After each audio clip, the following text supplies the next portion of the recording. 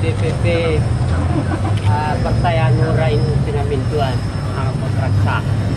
O kung ama gubernur anon nifu anon pa ang PNTT ini pinamintuan. To ko matatat kat lelo ko na matpanok. Lelo ko na matpanok ne. Ko ini non honis komhon ne. Ba sem hatat na le kom paut ne.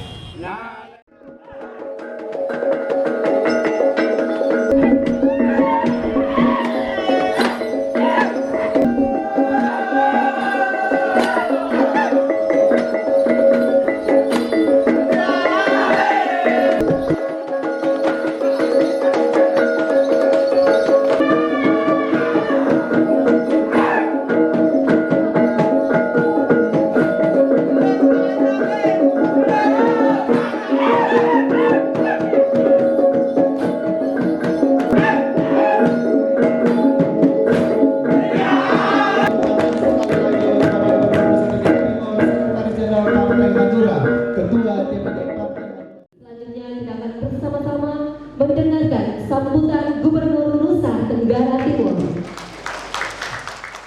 Assalamualaikum warahmatullahi wabarakatuh.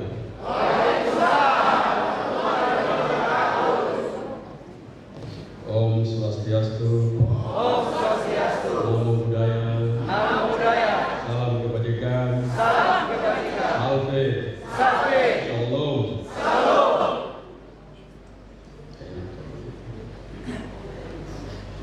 Yang saya hormati Sekjen Hanura, Bapak Kodratsya, hadir bersama Dr. Orwil dan Ketua DPD Hanura Provinsi Banten. Selamat datang di Nusa Tenggara Timur, provinsi yang sangat eksotik, luar biasa. Provinsi ini siapa menguasai DPD dapat menguasai Indonesia.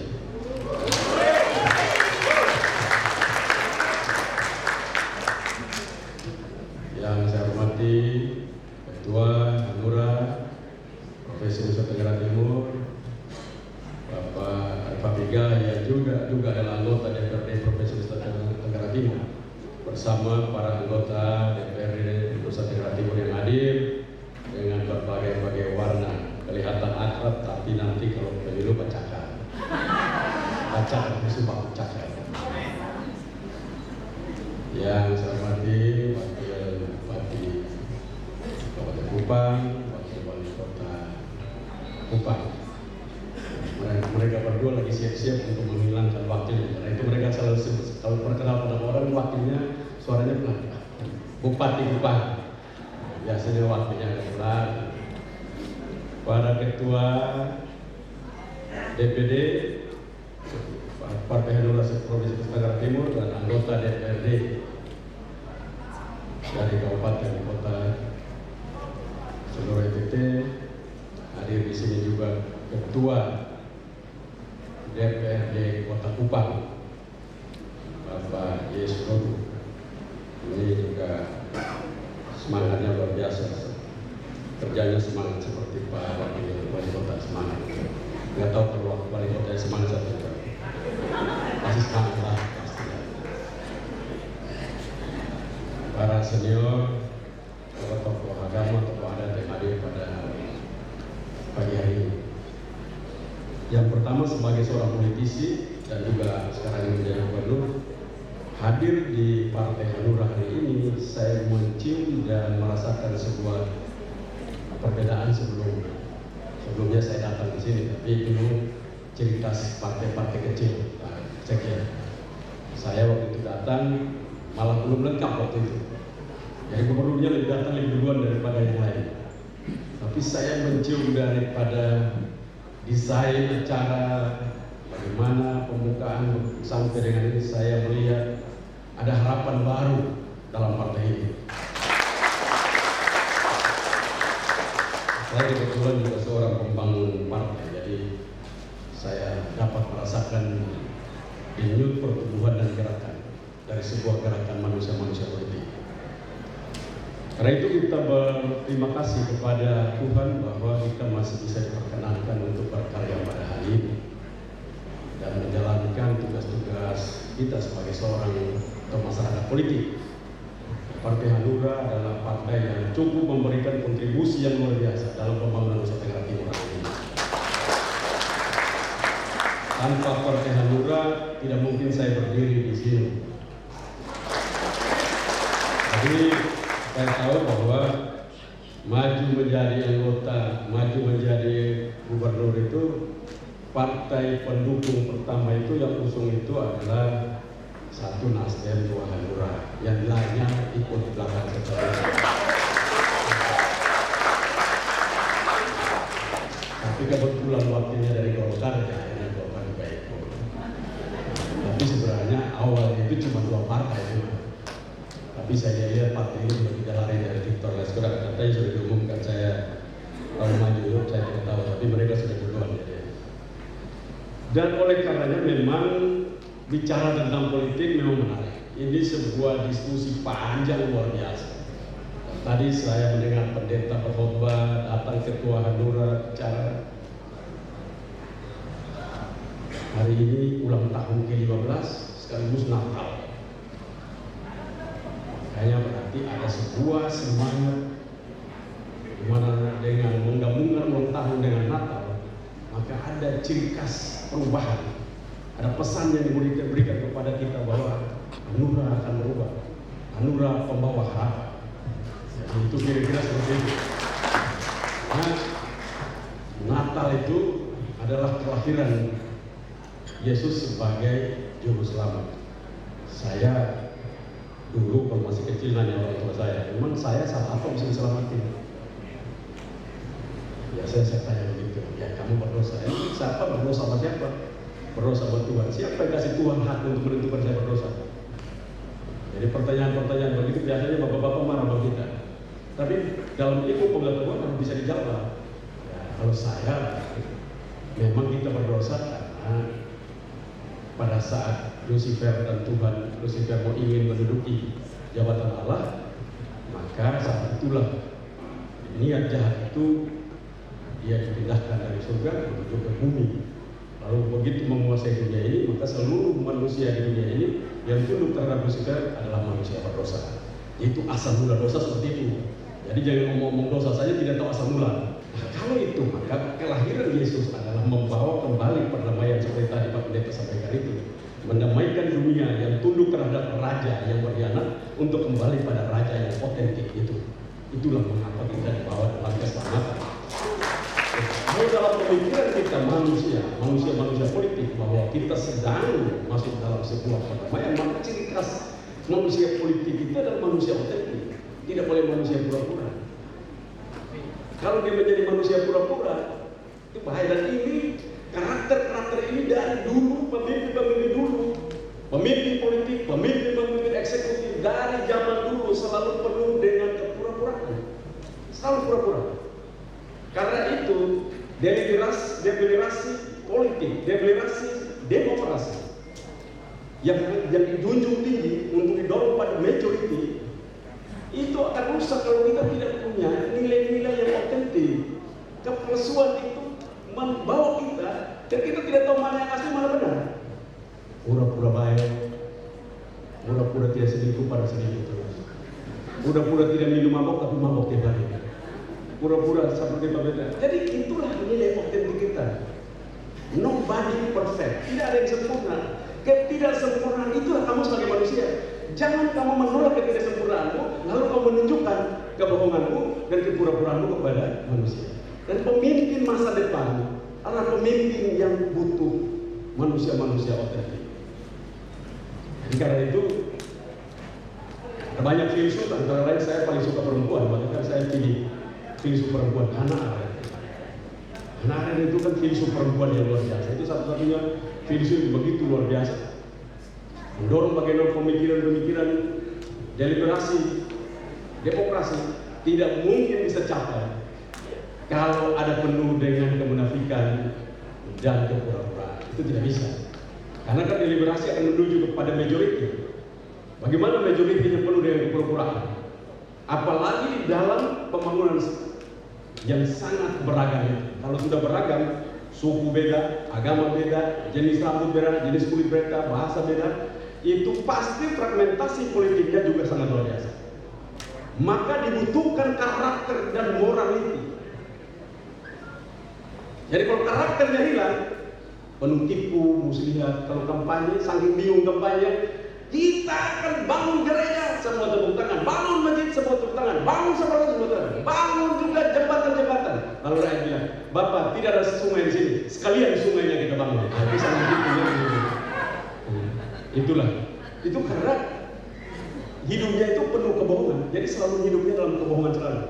Makanya saing di dalam membangun provinsi Nusa Tenggara Timur, Hanura harus punya jati diri, karakter yang otentik, yang jarang kita punya.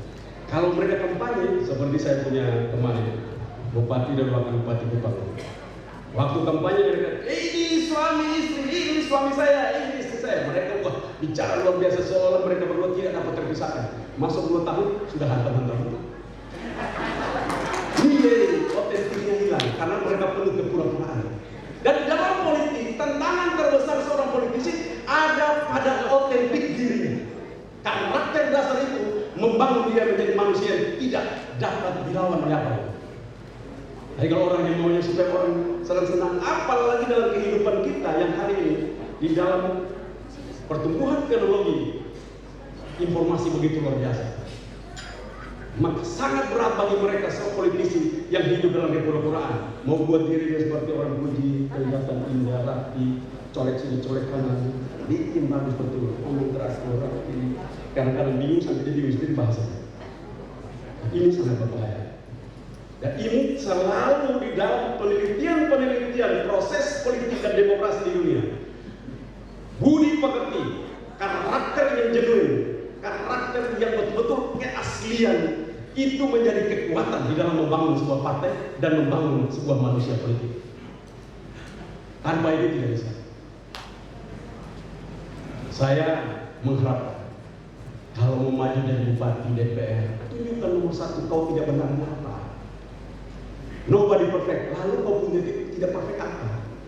Makanya saya bilang itu, jangan tanya visi misinya. Tanya nomor 1, kau punya masalah sebagai manusia apa? Perempuan kalau dia laki kalau perempuan, uang, atau jabatannya kalau dipegang, tiap hari duduk mengurus jabatan, tempat itu menjadi pujaan yang luar biasa. Yang mana? Tahta, harta, tambah satu. Lalu yang mana manusia politik Hanura dan mana manusia politik Nusa Tenggara ini? Yang orang tahu, Nelson Mata, itu mati. Yang itu bahasa Jerman. Yohani Nelson, dia tahu itu mati. Jangan kasih, kalau kasih itu mati. Maka manajemen kasih the right man on the right place. Teori the right man on the right place karena kita tahu dia punya tidak betul itu. Bahaya dalam Hanura ini, bahaya bergaul sama orang, tidak dapat dia punya tidak baik. Semua baik semua, ini orang ini kita. Ini manusia sedang menipu kita, tapi kita dapat tidak baik. 1, 2, 3, 5, anak tidak ada yang bergaul, bahaya. Terlalu banyak yang punya tidak baik. Itu sebenarnya kalkulasi karakter saja misalnya. Karena itu saya terus mendorong agar seluruh manusia ataupun komunitas politik di NTT harus mempunyai karakter itu. Karena kalau tanpa punya karakter itu, sepintar apapun bahaya. Karena ciri khas karakter manusia itu bahaya nomor 1, pintar rakus. Bahaya. Dia pintar rakus, semuanya dicuri buat dia sendiri. Nomor 2 karakter yang sama dengan itu, bodoh rajin. Saking rajinnya dan bodoh karena semua dikerjakan salah semua, kita setengah mati perbaiki orang. Nah, ini 2 karakter tidak boleh ada di kita dalam berorganisasi atau kehidupan kita sehari-hari. Ini tentang. Dan oleh karenanya sebagai gubernur, saya memberi rasa respect dan mengharapkan dorongan untuk Hanura harus menjadi manusia-manusia politik yang mempunyai karakter yang genuine, karakter yang otentik, tidak pura-pura. Jangan kalau sudah mau dekat-dekat hari mau dapat pegang jabatan, lalu menipu rakyat. Jangan. Ngomong apa adanya. Gagal ini karena ini problemnya di sini. Jangan kita mau menipu rakyat. Harus kerjakan betul. Dan itulah gambaran bagaimana kita akan menuju masa depan. gambaran-gambaran manusia maka, dan gambaran itu juga menggambarkan manusia yang ingin menjadi manusia Natal. Manusia Natal itu manusia-manusia dengan otentik. Salah-salah, benar-benar seperti tadi apa yang disampaikan Ketua Hanura itu. Ya di atas ya, benar di atas benar. Ya di atas benar, benar di atas ya, tetapi di belakang itu palsu semua. Nah ini kita repot baik-baik. Jadi sekarang ini orang banyak yang menolak kebenaran. Hidung sudah baik-baik, bulan bagus, dia bikin runcing, sampai salah pengko satu. Nah, itu orang menolak kebenaran. Nah itu ada di tempat lain. Biasanya cewek-cewek di tempat lain, bukan ada di tempat lain. Lihat baik-baik, bibir sudah baik-baik, ditambal kiri kanan, tambal kiri kanan, sebelah bangga, sebelah kesana. Jadi bibir baik-baik, laki sengsara betul lihat bibir itu. Nah itu di sana, bukan ada di sini. Karena itu memang karakter dasar itu dibutuhkan di dalam membangun kehidupan berbangsa dan bernegara. Dan sebagai gubernur, saya melihat Hanura terus berkembang ke sana. Dan tantangan Nusa Tenggara Timur sebagai provinsi termiskin ketiga ini, tantangan terbesarnya adalah membangun manusia. Tantangan terbesarnya. Saya itu dulu kalau baca bagaimana orang Israel keluar dari Mesir dibawa oleh Musa, saya pergi di sana, saya lihat perjalanan itu. Kalau ibu saya sekarang 87 tahun, kalau kasih dia jalan, kasih minum dia pelan-pelan jalan, 10 tahun dia sampai. Tapi mengapa ini orang Israel ini keliling-keliling sampai 40 tahun baru sampai di tanah Kanaan? Apakah mereka pemalas jalan? Oh ternyata tidak. Tuhan tahu. Manusia budak tidak boleh cocok kasih hak. Manusia budak tidak boleh kasih hak. Manusia budak ini harus dikasih putar, kasih mati mereka semua. Lalu lahirkan generasi baru pejuang. Dan pejuang-pejuang ini yang nanti masuk ke pengembangan harta. Sama dengan Nusa Tenggara Timur. Nusa Tenggara Timur itu sudah lama miskin. Jadi setiap membuat apa? Miskin terus otaknya. Bikin ini uang tidak ada, bikin ini uang tidak ada. Saya bertanya, waktu bikin anak tanya uang tidak ada. Kalau waktu bikin anak, ini uang tidak ada, jadi kita bikin dulu. Jadi bagus juga, tidak, dia bikin saja terus. Anak tidak ada, tidak, anak nanti berjuang sendiri, anak jaga jadi itu urusan lain. Bagus juga dia tidak konsisten. Nah ini catatan buat kita semua. Provinsi ini punya tantangan, dia menjadi provinsi yang sangat luar biasa ke depan. Pertanyaan buat kita, baik dari partai politiknya, yang akan lahir para tokoh-tokoh yang menentukan kebijakan, baik pada provinsi, nasional maupun daerah. Mereka harus adalah manusia-manusia yang punya karakter, pengetahuan, harus. Maka di dalam teorinya kan satu, orang-orang hebat itu orang yang punya spiritual yang luar biasa. Manusia spiritual itu bukan tukang berdoa, tidak. Orang berdoa terus tapi tidak punya spiritual. Banyak orang bangun pagi makan apa semua dia berdoa semua, tapi dia bukan manusia spiritual. Itu manusia yang menjalankan ibadah basa-basi.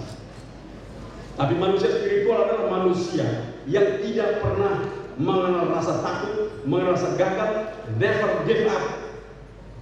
Manusia-manusia seperti itu tidak pernah menyerah oleh apapun, tantangan apapun, dia berdiri tegak, lurus. Manusia-manusia spiritual. Jadi kalau pergi gereja baca Alkitab atau baca kitab suci itu input kita lihat pada outputnya itu. Kalau ada badai kemana nih, men. Baru mau proses sedikit udah masalah dikit, aduh bapak saya sumati, aja udah. Itu bukan manusia spiritual. Manusia spiritual itu ada masalah dia tenang. Bagus, makin bagus. Itu manusia spiritual. Karakternya kuat.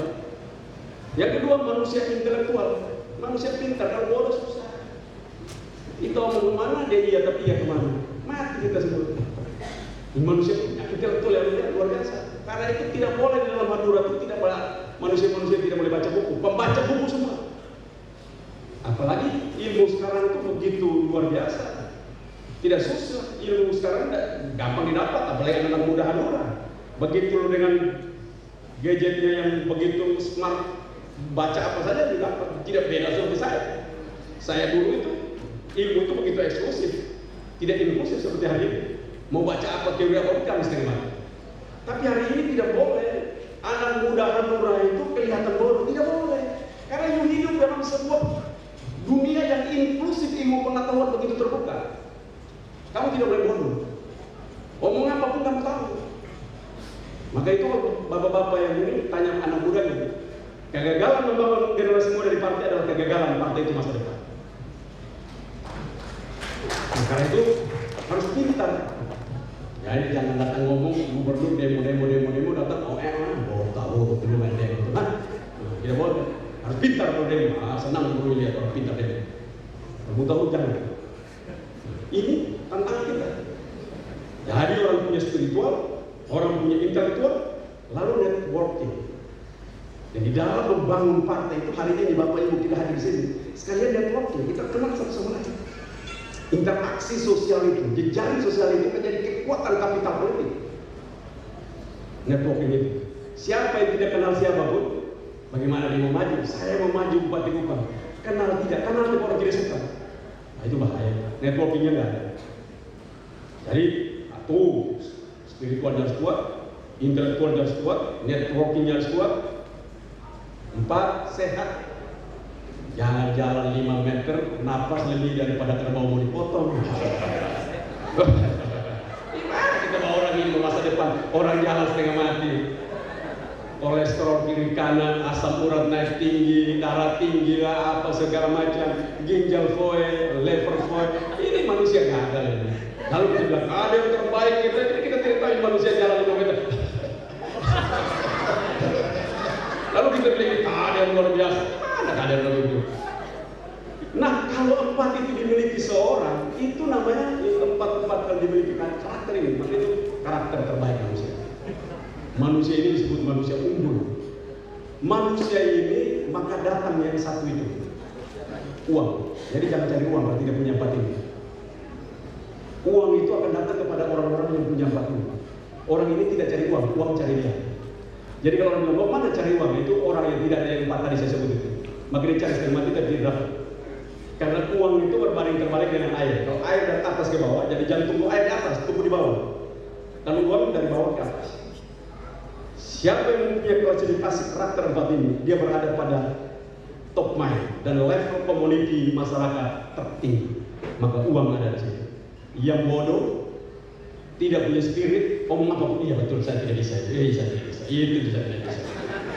Ini memang tidak, saya tidak mau, saya bodoh betul. Kenal siapa? Kenal satu pun tidak kenal. Penyakit luar biasa. Ini semua manusia bahaya. Ini manusia bahaya. Itulah di dalam membangun organisasi kita harus membutuhkan 4 karakter ini ada dalam diri. Dan untuk itu memang Hanura jangan dilihat. Saya banyak mengatakan partai itu bukan bahas tentang kapan dia besar, tapi bagaimana dia membangun karakter-karakter dasar sehingga masa depannya akan dicapai. Sebesar apapun partai, kalau karakter-karakter yang saya sebutkan itu tidak pernah tumbuh berkembang di dalam membangun generasi, kita dapat pastikan partai itu sebesar apapun hari ini, kita menunggu kapan dia akan menjadi partai kecil. Tapi partai sekecil apapun hari ini, bila membangun karakter-karakter seperti ini, kita hanya menatap masa depan partai ini karena dia memiliki masa depan yang cerah. Nah, itu sekali lagi terima kasih, selamat ulang tahun Hanura, dan semoga di bawah pimpinan Pak Sekjen yang luar biasa ini, kita harapkan Hanura menatap masa depan dan bersama-sama dengan masyarakat Nusa Tenggara Timur, mari kita membangun NTT yang bangkit cara berpikir, bangkit cara kerja, dan menuju masyarakat Nusa Tenggara Timur yang sejahtera. Sekian, terima kasih. Wabillahi taufiq wal hidayah. Wassalamualaikum warahmatullahi wabarakatuh. Om Santi Santi Santi Om. Namo Buddhaya, salam kebajikan, salve, salam. Terima kasih Bapak.